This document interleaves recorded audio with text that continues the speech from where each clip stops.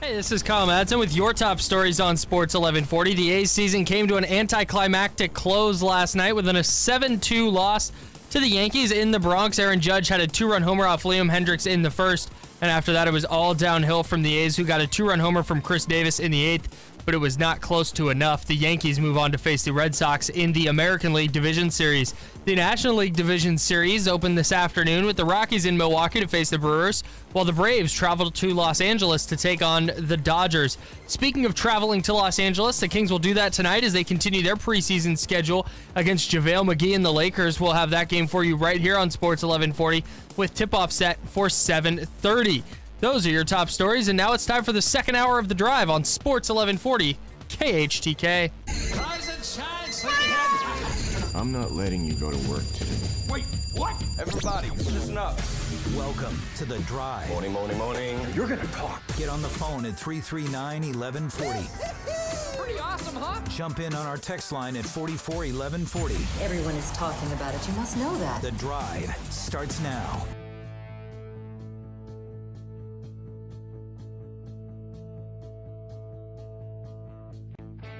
Big win for the Sac Republic last night. Want to get that out there.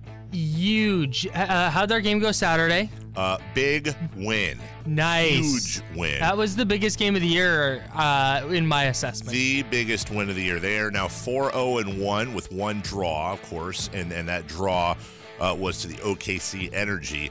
They're currently just 3 points behind Phoenix Rising and 4 points behind Orange County for first. They're in the third spot right now. Look at that. Our Sac Republic. How about that? Take that, Swope Park Rangers. 3-1 is your final. Don't forget Sac Republic Hour every Saturday at 9 a.m. We'll have another episode for you this weekend as we go into the playoffs. Absolutely on a roll. All right, Lakers Kings tonight. Hey, real quick, can we just mention the Sharks opened their season last night in San Jose. Fell 5-2 to the Ducks. I saw that. Yeah, I watched it. Tough game for our boys. Do you think it's because Joe Thornton shaved his beard? I think that definitely had something to do with it. Forechecking was a problem. Yeah, 5 checking also almost non-existent. Yeah. Really, you can't win if you don't 5-check. No, you can't. I think the big problem with the Sharks is their second line. You have to be more dominant.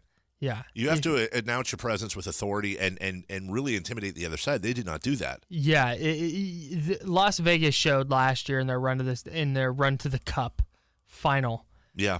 That you got to be 4 lines deep, and the Sharks were just not that last night. They weren't. I think they'll get there eventually, but you have to have deeper lines. Anyways, okay. Kings you have to be checking a lot more, better. Yeah. Kings Lakers tonight. Say don't talk hockey. Before we get to the Kings Lakers, let's address the elephant in the room. There is I'm trying to lose weight, dude. There's a picture taken. Hey, you're doing a great job. There's a picture taken of Gabe Vincent signing a contract with the Kings. Assumedly, this is a preseason / G League type of contract. Good on him. It's not a max deal. No, it is not. No, it is not. His coach at UC Santa Barbara, Joe Pasternak, was there, and he tweeted out a picture of Gabe sitting at a desk, and it was Vlade Divac's desk. Sitting next to Gabe is assistant GM Ken Catanella, a fine gentleman. And 3 of them are smiling and celebrating a moment. Totally harmless. But as Rob Hennigan found out last year with the Orlando Magic, you've got to make sure when pictures are being taken in an inner sanctum like this, you got to be sure of your background. And in this case, we got half of Vlade's whiteboard in the background. Number of things to dissect from this picture, and I love places like Sacktown Royalty. King's Reddit was great on this. The first thing that jumps out at you, and again, let me be clear. These are all assumptions. Nobody knows what's going on. But these are all assumptions. The first thing you see is in blue lettering on the whiteboard. The following names in the following order from top to bottom. Ayton, Bagley, Doncic, Porter, Bamba. I can't read the next one. I believe it's Bridges. Oh, it is Bridges. You're correct. No specification on which one. No. I would guess McHale. I would also guess McHale. In fact, I would all but guarantee it. And there is a dotted line between Porter and Bamba. Next to Ayton, I can't tell for sure, but there is writing next to Ayton's name only. The consensus is that the writing says franchise, and that's what it looks like to me. I thought that it's either that or friendship. And I'm going to go with franchise. That looks very much, if we are guessing, like the Kings draft board. Not the draft board, but an order of... That's it. That's it, just right there. That looks like where they had players ranked going into the draft. Could be wrong.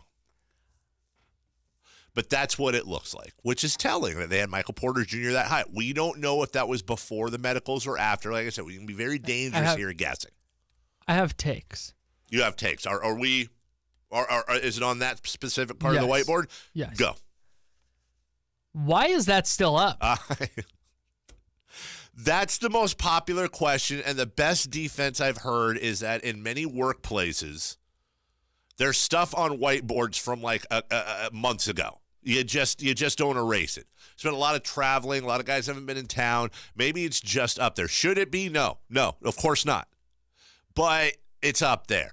The other theory I heard is that Vlade used permanent pen. No, that's definitely dry erase. Yeah, I think you can tell by so.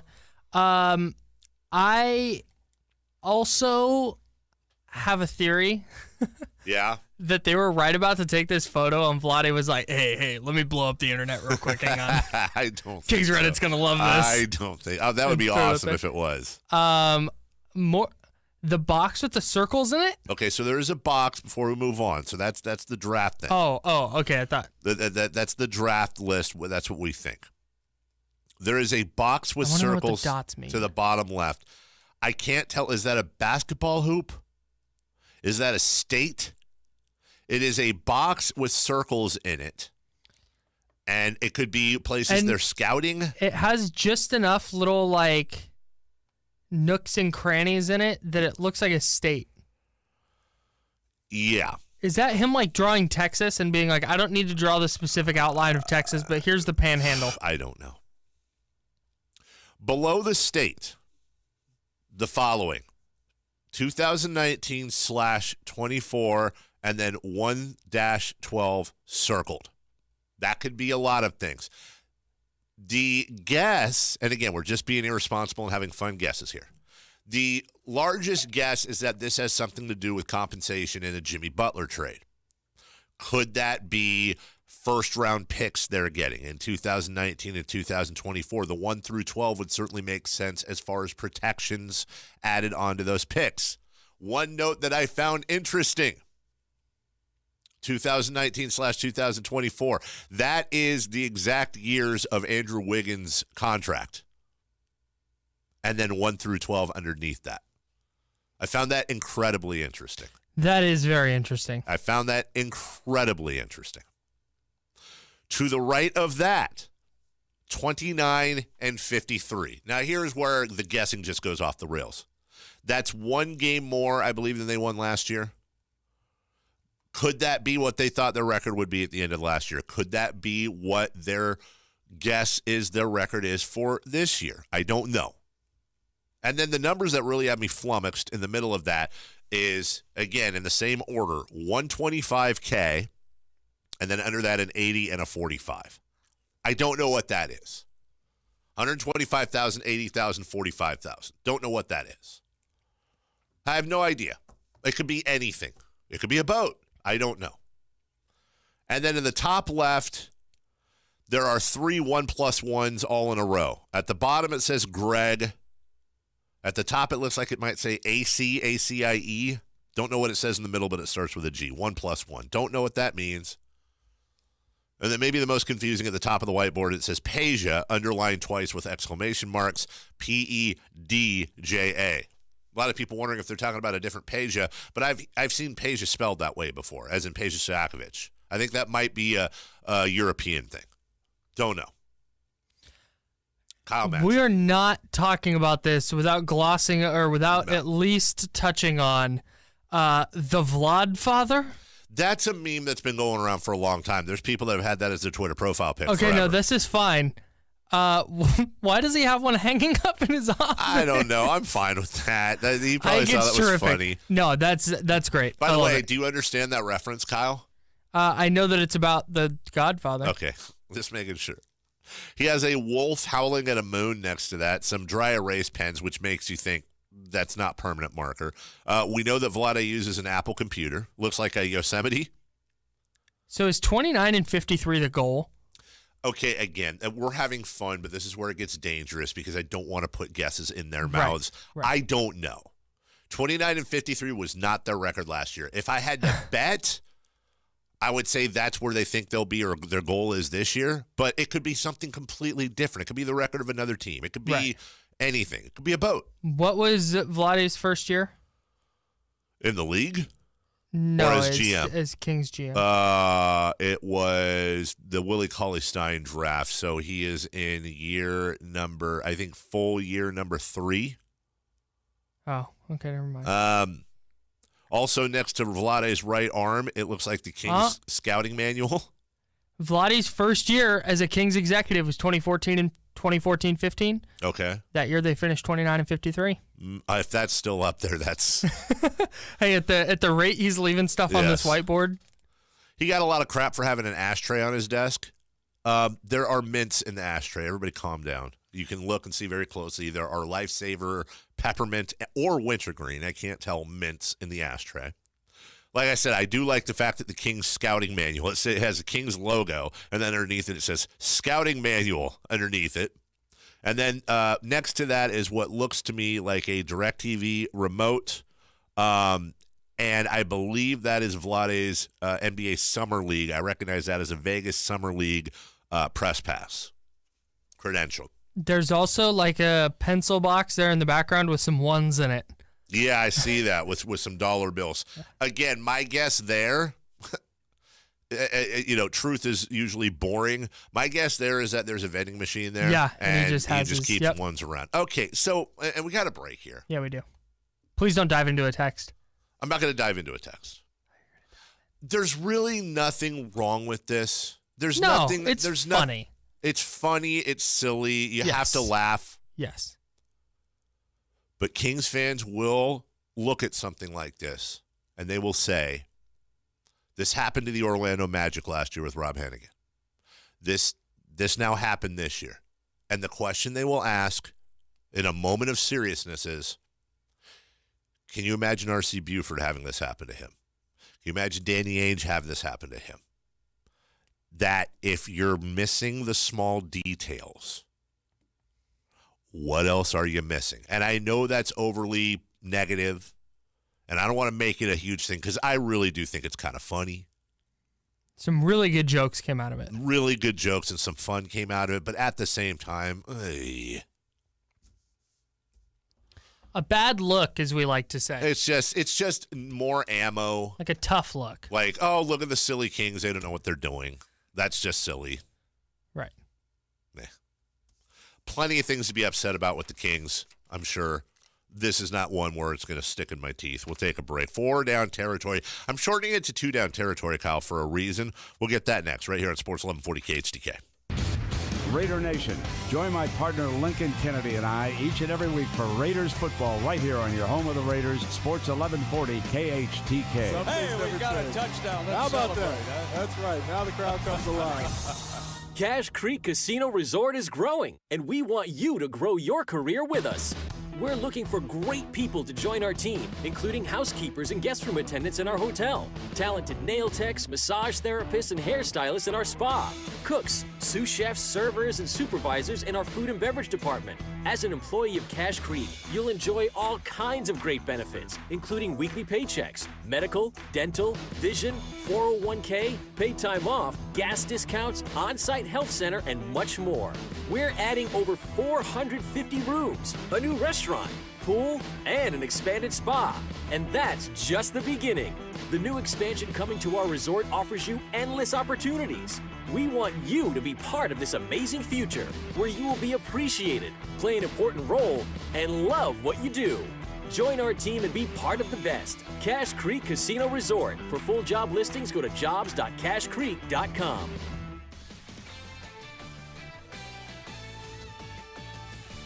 This is Boomer Esiason with the CBS Sports Minute, brought to you by Werner, the official ladder of pros everywhere. It's the first week in October. The Supreme Court is in session. The leaves are turning, and I predict the Stanley Cup contenders. The Western Conference is loaded, much like the NBA, and there are at least 10 teams with legit Cup aspirations, starting with the Jets, Sharks, Knights, Predators, and Blues. Following a brutal race to the Final Eight, I like Vegas and San Jose to battle in the conference finals. Meantime, the defending champion Capitals, Maple Leafs, Penguins, Lightning, and Bruins remain the class of the East, while the Devils, Panthers, and Hurricanes have all improved. My Rangers should also be in the mix for the 7th or 8th playoff spot if Henrik Lundqvist has a bounce-back year. However, the conference finals should come down to Tampa Bay versus Toronto. And yes, I saw the Capitals demolish the Bruins last night. I'm Boomer Esiason.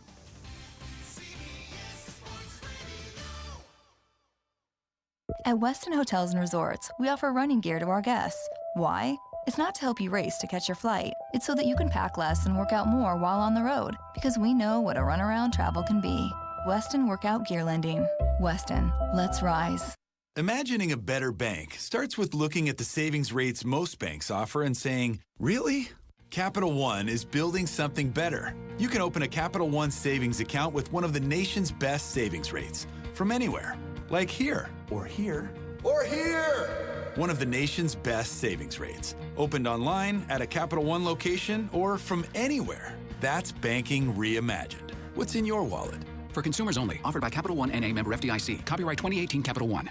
At Westin Hotels and Resorts, we offer a menu full of healthy and delicious superfoods. Why? It's not because they give you actual superpowers. It's so you can rise above travel's disruptions and stay in control of your well-being. Eat well with the Superfoods RX menu. Westin, let's rise. Roseville, Lexus, Roseville. Hi, this is Grant Napier, and when I hear Roseville, I think Lexus. Lexus of Roseville, to be sure. You see, I really like the idea of shopping on the home field, and I honor superior achievement in any endeavor. Lexus of Roseville has been a member of the elite of Lexus for the entire decade of their existence, recognizing excellence in both sales and customer service. And they were among the very first to offer a vehicle delivery specialist. Now, this is the one who sees it. You have intimate and personal control of the amazing technology found in your new Lexus. A personal coach, if you will. Drive to victory and every other great place you want to go in the pampered comfort and performance of a new Lexus. Hey, you'll feel like a winner every single day. Visit my trusted hometown Lexus dealer, Lexus of Roseville, located in the Roseville Auto Mall. Online at lexusofroseville.com. Hear Roseville,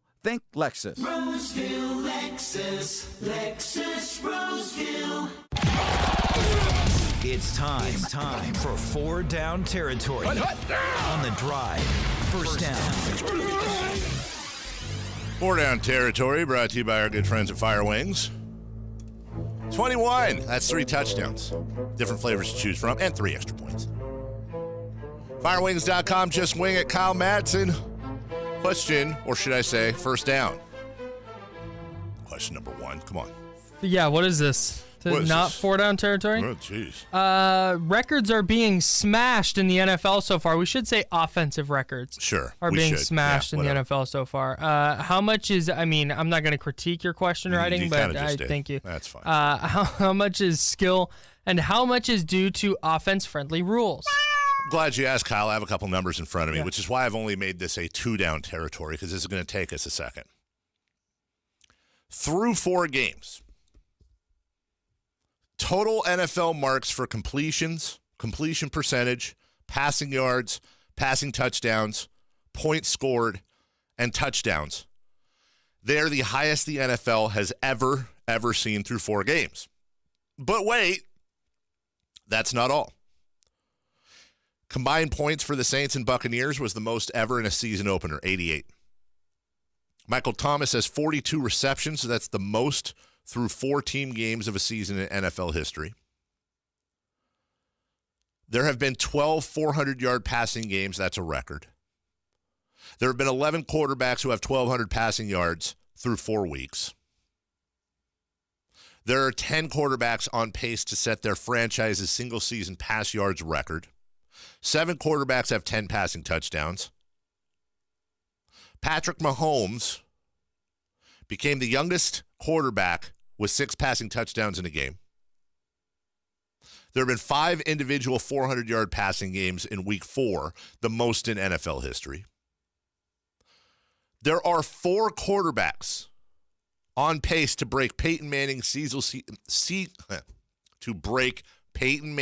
single-season pass yards record. Roethlisberger, Goff, Kirk Cousins, and Derek Carr. Ryan Fitzpatrick became the first quarterback to throw for 3 consecutive 400-yard passing games. Jared Goff became the first player in NFL history with 350 passing yards and a 75% completion percentage in 3 straight games. The average margin of victory has been 9.9 points per game, a mark that would be the lowest in a full season. In other words, games are closer. 38 games have been decided by 8 points or fewer, the most in league history through Week 4. That's a lot of numbers I just threw at you.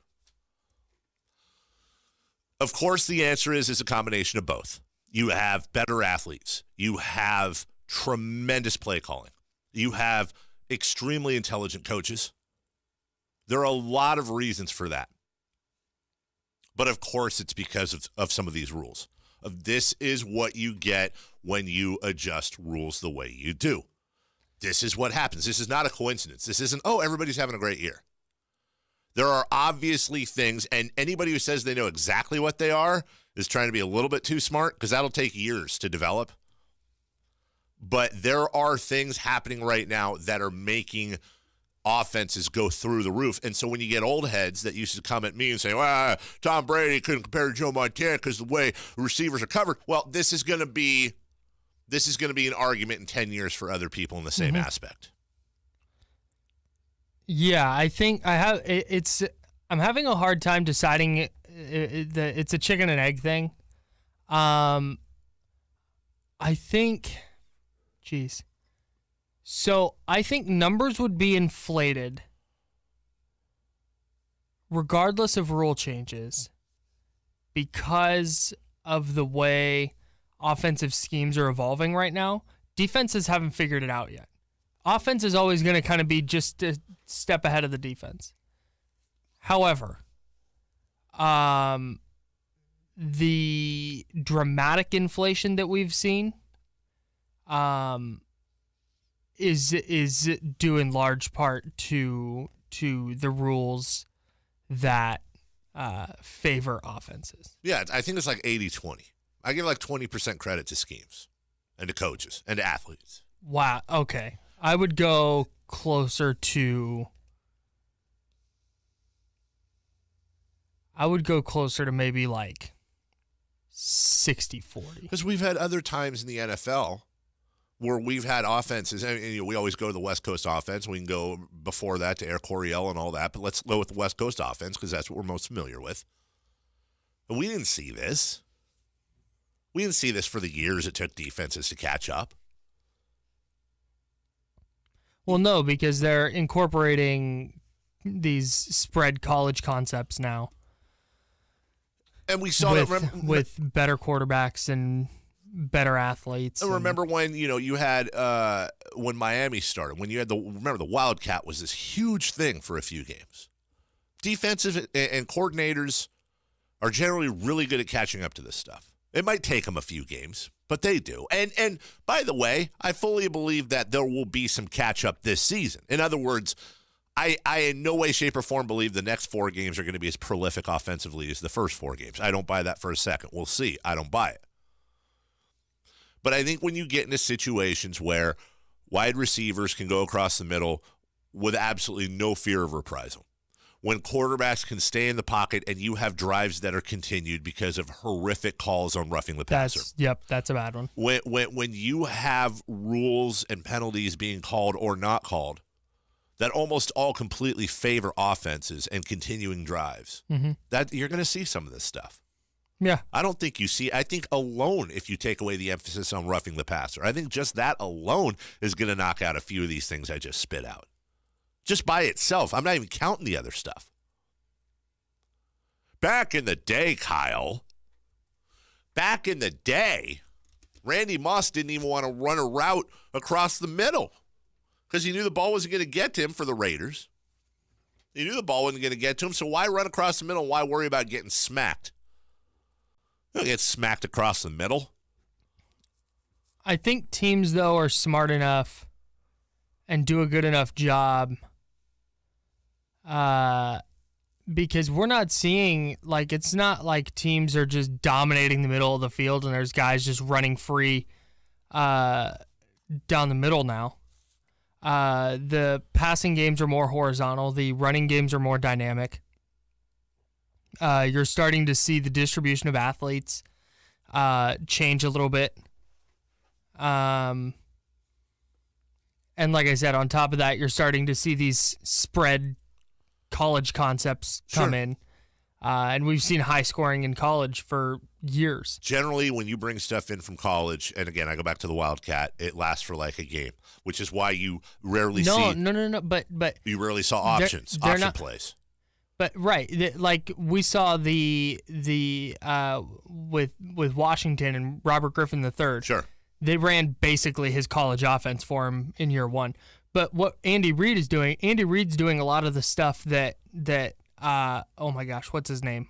Texas Tech coach Cliff Kingsbury would do for Pat Mahomes, but he's integrating it into a NFL system. Sure. But a lot of times, he's not just picking up his offense and placing it into the NFL. A lot of times these athletes are too fast. For example, Georgia Tech runs a triple option that no matter what type of personnel Georgia Tech has on their team, and they don't often finish with a great record, but they are always a headache. Always a headache for any team they play because of that damn triple option. Mm-hmm. It's so crazy. You can't run a triple option in the NFL. Right. You would get obliterated. It's just like options themselves. Now, you got this RPO thing going on right now, and that's awesome. But we could also see the RPO go the way of the Wildcat at some point, too. I don't know, but that's generally what happens. Defenses figure it out. Right. Right. And that's just it, is defenses, they have not quite figured it out. Right. One last thing on that. But when they do, I think we will still see inflated numbers because of rule changes that so dramatically help offenses. Would it be that difficult for them to adjust the rules even in this way? You have roughing the passer and you have running into the passer. Would it be that difficult for them to give the referees the ability to assess both 15-yard personal fouls and 5-yard penalties without an automatic first down? The way it's so close right now and the way there are degrees, I don't like. Like the Arden Key play where he got, although there shouldn't be a flag on I agree. But anything close to a flag should be on that. running into, that should not be a personal foul, 15-yard first down. Make that a 5-yard play, no first down. Yeah. Why would that be so hard to give the referees that much discretion? We gotta go here. All but right. I think we need to discuss that a little more because I think there is a medium that the NFL can find. Second down real quick. Second down. Where are we doing here? Colts and Pats, who you got? Yeah, and I made a note there. I knew we were only going to have time for 2 downs here because that first one was big. I wanted to spend some time on that. Colts, Pats, some decent amount of players out for the Colts. Julian Edelman makes his return. He's been practicing at the Boston Celtics facility. He makes his return from his suspension tonight. I think this is where the Pats start to get on a little bit of a roll. It's going to be fun, though. Tom Brady, Andrew Luck. There'll be some fun there, but I think the Pats win this one, and they win this one fairly comfortably. 38-21 Pats. Yeah, I like the Pats in this one to win big. Give me Patriots 34. Colts 20. Wow, we're pretty close on that. Join the 1140 Street team at Food for Less. This is a really good one here that we got. Okay. As opposed to the other ones that are apparently bad, according to Kyle. Wow. Shade thrown at everyone in promotions. That's terrible. Yeah, that's exactly what I was doing. Exactly I grabbed all this shade and I threw it. What's going on? This is a read I have to do. I understand. I'm not just continuing 4-down territory. I gotcha.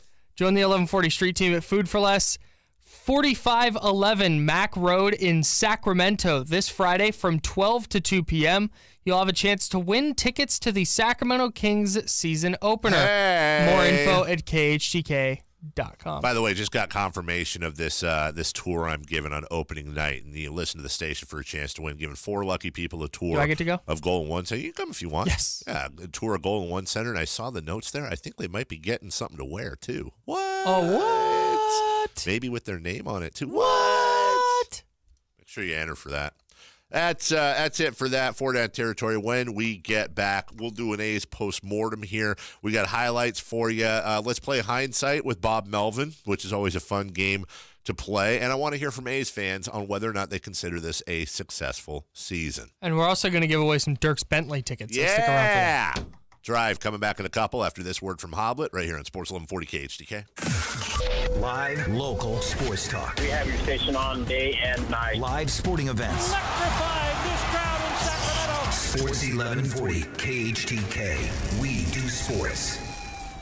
Carmichael Dave here. Want to talk to you about my good friends over at Hoblet Ram. It's Ram Power Days right now. It's not Ram Weekdays, by the way. It's Ram Power Days. And as Truck Michael Dave, your official spokesman for Hoblet Ram and my beautiful 2019 Laramie 1500 Hemi, driving around in that rain yesterday, like it was nothing. Nothing. You can get involved too. Take up to $12,000 off MSRP on the select 2019 Ram 1500 truck of your choice.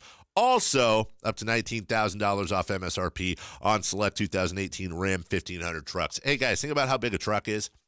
Think about 5 trucks parked in a row, how much space that takes up. They have over 1,100 Ram trucks in stock. Over 1,100. Now, just try to visualize that. What's the point? That they'll have your color. They'll have your interior. They'll have the truck that you want. That's why they're the #1 Ram truck dealer in all of California. No hassle. No pressure. Right there in Woodland, just 7 minutes from the airport. And J.D. Power's Customer First Award for Excellence. Boom. Brand new recipient because they are so awesome to you. Check them out online at hobletdodge.com. And all those deals I just told you about, take an extra $1,000 off your truck by simply telling them your good friend Carmichael Dave sent you. Hi there, this is Jason Ross, and we all have financial questions. Can we afford a bigger home?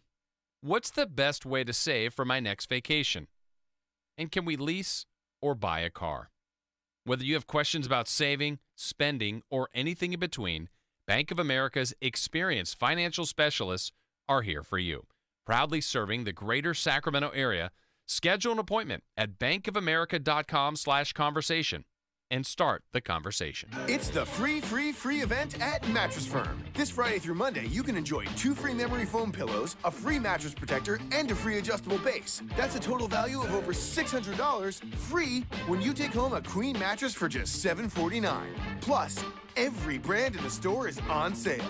Only the nation's largest specialty mattress retailer can offer deals this good. Your budget stretches further at Mattress Firm. Restrictions apply, valid at participating locations only. For offer details, visit mattressfirm.com/sale. Of all the things you spend your paycheck on, Hey, hon! Check out this t-shirt I bought for the dog. why pay to use your checking account? With truly free checking from Golden One Credit Union, you don't have to. It has a hot dog on it. Because we're not for profit. And our checking has no minimum balance or hidden fees. Get it, hon? Hot dog! And now all Californians can join. So open your account today. Golden One Credit Union. We're stronger together. Insured by NCUA. Sacramento homeowners, there's never been a better time to permanently fix your low water pressure, rusty water, or pipe leaks by repiping your home today. Repipe Specialist has been serving the Sacramento area for many years, collectively repiping over 35,000 homes in our 25-plus years. We've built a reputation on offering the most efficient repipe process for customer convenience, repiping an entire home in just 1 to 2 days, patching your walls, and providing a lifetime guarantee. Repipe Specialists only uses the best repiping materials with high-quality quality PAX or USA Grade L copper pipes. For a limited time, take advantage of our most affordable offer. Right now on approved credit, get 0% interest for an entire year. That's right, a quality home repipe, wall patching, and a lifetime guarantee, and 0% interest. Repipe Specialist provides a free in-home estimate explaining the process tailored for your home. So call Repipe Specialist today for your free in-home estimate at 888-256-6379. 888-256-6379. 888-256-6379.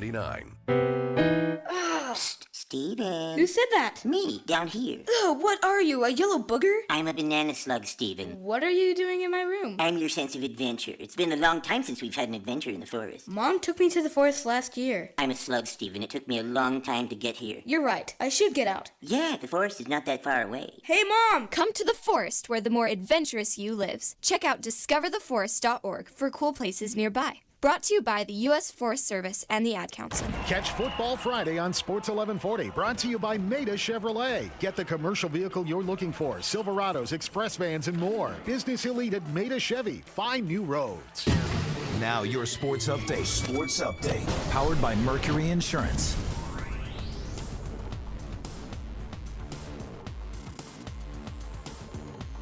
Oh, hey, whoa, here we are. This is Kyle Madson with your top stories on Sports 1140. The A's season came to an anticlimactic end last night with a 7-2 loss to the Yankees in the Bronx. Aaron Judge opened the scoring with a 2-run homer off Liam Hendricks in the first, and then it was downhill from there for the A's, who loaded the bases in the fourth and then put their first two runners on in the fifth, but they could not push a run across until Chris Davis hit a 2-run homer once the A's were already down 6-0. In the eighth inning, the Yankees move on to face the Red Sox in the Division Series. The National League Division Series opened this afternoon with the Rockies in Milwaukee to face the Brewers, while the Braves travel to Southern California to face the Dodgers at Chavez Ravine. And the Kings will also travel to Southern California. They continue their preseason tonight at Staples Center against Lance Stevenson and the Lakers. We'll have that game for you right here on Sports 1140 with tip-off set for 7:30. Those are your top stories, and now it's back to the drive on Sports 1140 KHTK. It's The Drive on Sports 1140 KHTK. Swung on. There it goes, deep left. It is high. It is far. It is gone. A Judgian blast. Aaron Judge hit one over the auxiliary scoreboard, over the grandstand. Can't deal with it. That's why I did the Chris Davis highlight in Morning Brew, because I didn't want to listen to John friggin' Sterling. Even as a Giants fan, I can't just. We'll do this. And the pitch by Britton is hit the right field, hit well in the corner, a long run, and Judge will turn and watch it fly. And Chris Davis gets the A's on the board with a line drive home run to right. It's now a 6-2 ball game. And he did the score at the end. I should have cut it off, and that's how it ended. As the A's won 2-0. They move on to take. All right, A's fan. I have takes. Do ya? We've got hot fire kitty takes.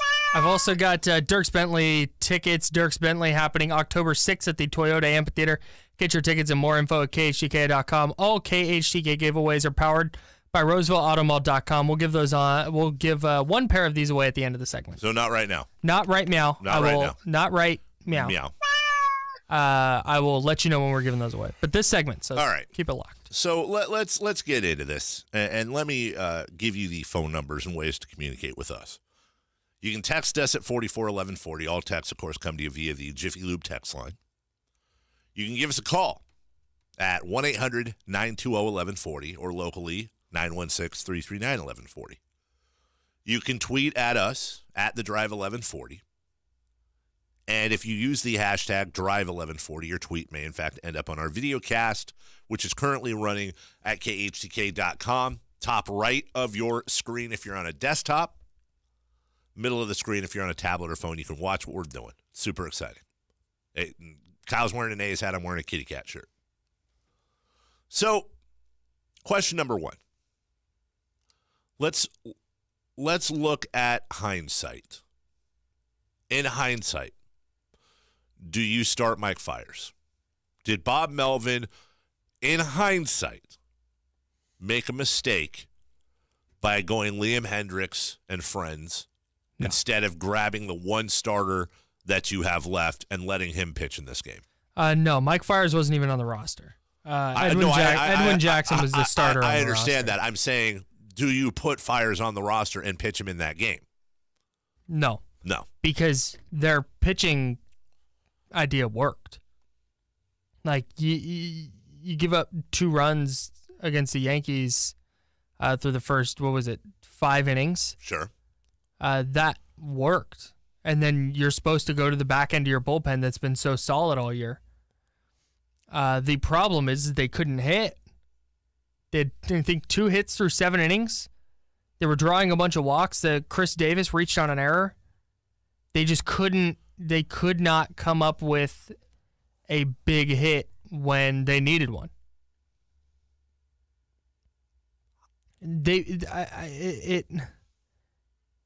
I don't think there was the pitching went awry when they turned to Fernando Rodney, which when he was warming up, it was like, this is a terrible idea. He gives up the fluky double to Aaron Judge and then the double to Aaron Hicks, and it was over. Like, at that point, the ball game was over. And then Luke Voit hits a triple and just really put a cap on it. Blake Trinan was not great, by the way, which is obviously something you can't plan for. The only thing there would be, bringing in Blake Trinan. Sometimes relievers don't necessarily do well in spots they're not used to being in. A lot of relievers don't do well outside the 8th or 9th inning. I don't know if that's what it was. The moment was too big for him. The Yankees were that good. Combination of all of them. Hindsight's really easy. Because, you're absolutely right. They got through the first 5 innings, giving up 2 earned. And I think if you had told them, that's what would happen before the game, not knowing anything else. Hey, you're going to give up 2 earned in 5 innings. In your first 5, you'll give up 2. I think they take that all day long. I think that's what they would have wanted to get from a starter. I agree. The argument now is, okay, your starter goes 5, gives up 2. Now you're bringing in Trevino for the 6th. Mm-hmm. And probably the 7th. Then you're going Trinan 8-9. And maybe Familia if Trevino needs. Rodney probably does not get out there in that situation. So that's where I think you can have your beef come in. But like we talked about earlier, that double that Judge hit off Rodney was a really good pitch, and he got him to foul it off. Yep. It just so happened to bounce back into fair territory. The Trinan thing, he came in with a 1-0 count on Voit, I believe. The Voit triple is an out in every other stadium. Yeah. Can we rock with that? Is that that was kind of fluky. Yeah, I'll give you that. It's 3:14 down that line. He banged it off the top of the wall. That's probably an out in Oakland because Stephen Piscotty still almost caught it. Then Didi Gregorius hits a sac fly. And then a couple of groundouts. Trinan, I thought, did fine in that first inning. And then obviously he got through the 7th with just the walk to Aaron Judge. And then in the 8th, he's at 40 pitches and he's going into his 3rd inning and he gives up the big homer to Stanton. Which was a home run in every stadium, by the way. It was, yes. Every single one. So you don't have a problem with the way the pitching was laid out? I disagreed with the Fernando Rodney insertion into the game, and I said that as he was warming up. So it has nothing to do with the result. Is there something to the fact that throughout all of history, when you're in must-win games like this in the postseason, that's when you put your best starter out? They did not do that this time, and you have pitchers pitching out of their comfort zone. You typically put your best starter out when you have a good starter. Sure. The A's, and I was talking to my buddy. I was talking to my buddy about this. I was talking to my buddy about this last night. Who are you comfortable starting there? Fiers. You're comfortable with that? I don't know if I'm comfortable starting anybody against the Yankees. Right. I'm most comfortable with Fiers. But the Hendricks thing was working, And it worked for them all season. It worked. All season. It worked for them in September. Right. It worked, but they still gave up 7 runs. So that's difficult because, again, and this is where you get into extrapolations on psychology and not hardcore numbers, they still gave up 7 earned. Mm-hmm. And could some of that be guys pitching out of their comfort zone? If you bring in Fires and he goes 5 innings, 6 innings, and then, like you said, you turn the ball over to Familia, you turn the ball over to Trevino, and then Trinan, are they more comfortable, and do you eliminate Fernando Rodney? Mike Fires, from August 31st through September 28th, in 29 innings, gave up 29 hits, walked 8, struck out 24, gave up 9 homers, and had a 5.59 ERA. He did not finish the season well. He was not good. Whereas the A's have this opener model with Liam Hendricks that had been working. Yeah. They got 3 good innings out of Lou Trevino. And then the Fernando Rodney thing didn't work. Well, and then we go back to what is maybe the most popular argument when it comes to the A's in the postseason. Is because of the way the hurdles the A's face from all over the place. And and Sean Kelly pitched an inning. It was yes, good. he did. And we've gone into these in depth. Is it just simply the A's, Bob Melvin and Billy Beane do the best they can with what they have to build the A's to be a team that can win regular season games and get to the playoffs, and they just aren't built for the playoffs? They just can't win playoff games. You hear it materialize sometimes when people say Moneyball doesn't work. I don't think that's fair because this year, if they have any kind of pitching staff, this year goes vastly different. Well, yeah. But when you look at all the people who are hurt, like that's not a Moneyball issue. That's not a Billy Beane, Bob Melvin issue. They had a bunch of 24 and 25-year-olds blow out their UCLs. Sure. They had massive injuries this year. There's no doubt. So I think that's where I would have liked to have seen Sean Manaea start that game and see what they can do. Yeah. Let them throw A.J. Puck out there. Yeah. In an alternate reality. Jesus Luzardo, he'll be up next year. He might, in a wild card game scenario, if he pitches like he did this year in the minors and the majors next year, he's starting a wild card game. So that gets us to the next question. What do the A's need to do in this offseason to do everything they can to change their postseason fortunes next year? What needs to happen? They need to start, if they keep everybody from this offense and defense, they keep this lineup with pick a catcher. It probably won't be Lucroy again. With Olsen at first, Lowry at second, maybe Barreto if Lowry doesn't come back. Simeon at short, Chapman at third, Laureano in center, Piscotty in right, and then pick a left fielder. Sure. And have a starting rotation that's healthy for the most part all year. I think they make a run at the division again. So hold on to everybody and get your pitchers healthy. Yeah. That's fair. That's fair.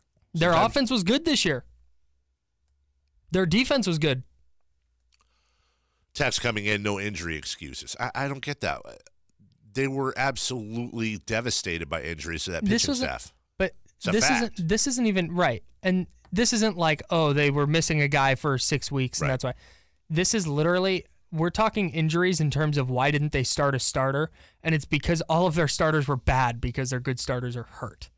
Sean Manaea, A.J. Puck, Jarrell Cotton, Kendall Graveman from the beginning, Andrew Triggs. Now that doesn't mean Paul Blackburn. That doesn't mean Kendall Graveman would have gone out and pitched this game and done well. Who knows?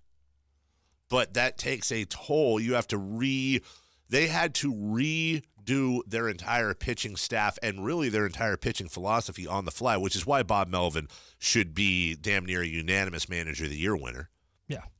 Because they had to redo an entire philosophy on the fly because you didn't have guys that could go out there and pitch, 6 innings. I mean, how long was it? How long did we go talking about how the A's couldn't get a pitcher past the 6th inning? Was that like a month? Something silly like that? Yeah, all of July. Yeah. They couldn't get a pitcher to the 7th. It's a problem. It's a huge problem. So I think sometimes the best moves you make are the moves you don't make. Get everybody healthy. Yeah, if they run it back and they can add even like Alex Cobb was sitting as a free agent forever and the Orioles signed him. Like the A's couldn't have picked up Alex Cobb. Like just somebody on the back end of the rotation. They did it with Mike Fiers, but probably when it was too late. Sure. And I know you can't plan for injuries. You don't plan for injuries. But if they come back and have A.J. Puck healthy, they won't have Sean Manaea next year, unfortunately. But you get Lusardo, you get Cotton, you start getting Graveman and Triggs, and now you're cooking with gas. Now you have a starting rotation that you have a couple of guys you're comfortable with throwing in a wild card game. And by the way, not for nothing, but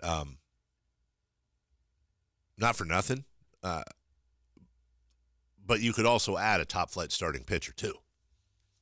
I mean, there is that ability.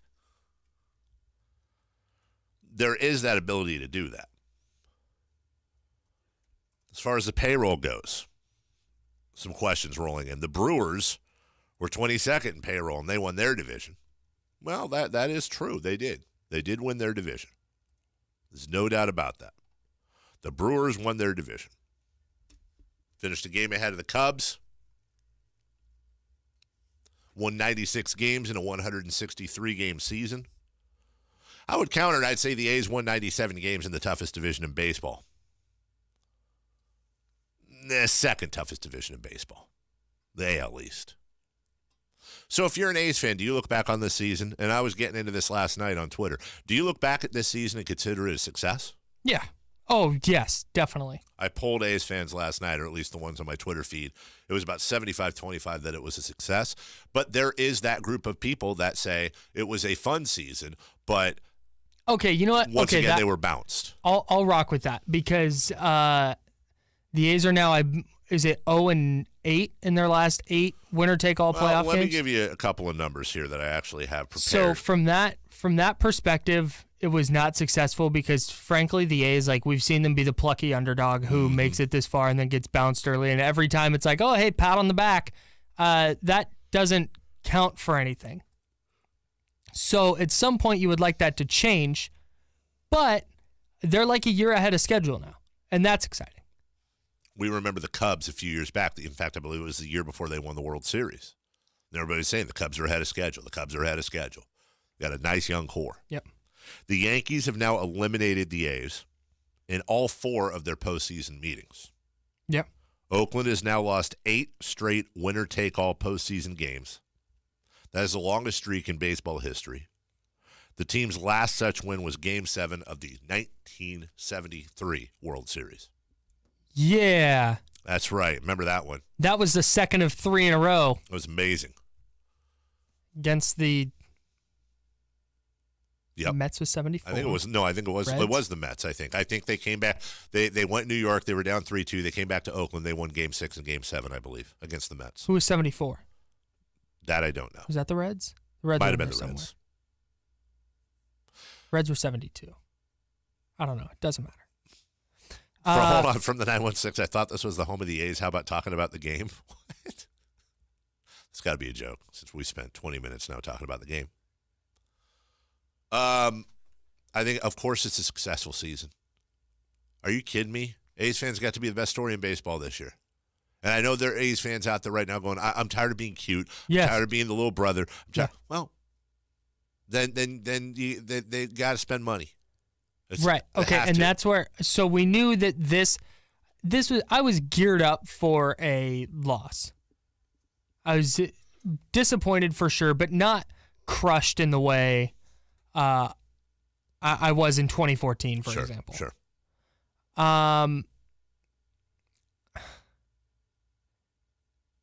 Now, we've talked about this a little bit throughout the year. Mm-hmm. Now we get to the point where it's like, okay, what's next? Because we've been here before. Yeah. And the result is by 2020, this is a 70-win team again. Let me ask you this. If in the offseason, I hate to bring this up, let's say Chris Davis, Matt Chapman, and Jed Lowry. Chris Davis, Matt Chapman, Blake Trinan are all traded for prospects. All of them. You burn your hat? I would never do that because that's dramatic. I would probably see what I could do about getting a refund on season tickets. Sure. And I would invest a lot less time and energy into the team because this was supposed to be the group that was supposed to be different. And it would just be a very tough pill to swallow, especially after a 1 year run. Like we couldn't even get 2. Sure. We couldn't get 2 years.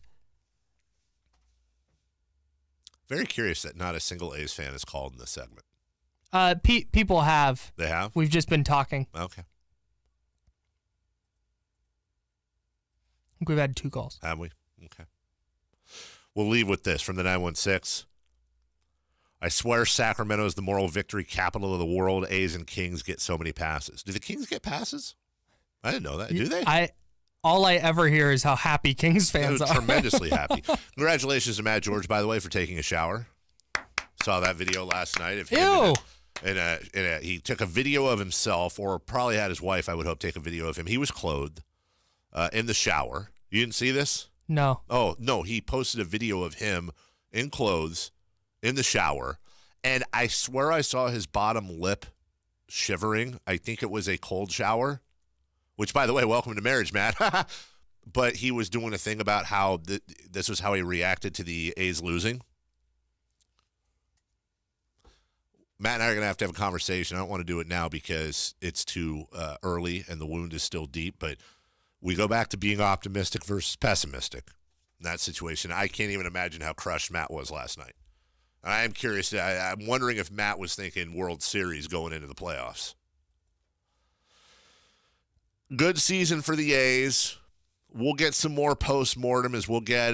We'll try to get some personnel from the A's after everything's calmed down. And if you have thoughts on the A's season, we will give you a shot to speak about it. Remember, these are the A's that don't get played on the radio during the day. These are the A's that have to go find different flagships. These are the A's that the general consensus is have a small band of really happy fans. Well, I can tell you this much. If the Raiders got knocked out of the playoffs last night, we'd be doing 5 lines. So is it just an apathetic thing? I mean, this is stuff where I honestly wonder. Do we have A's fans listening right now? We spent 25 minutes on the A's just now, and I'm happy to do it. They're a great story. But do A's fans actually – I shouldn't say that. Person on the phone, hang in there. We're about to go to break. Of course A's fans care. But how many of them are there? 339-1140, 44-1140. We'll break right now. Come back with that. Kings-Lakers tonight. We'll get into some comments from Dave Yeager yesterday on his lineups right here on Sports 1140 KHTK.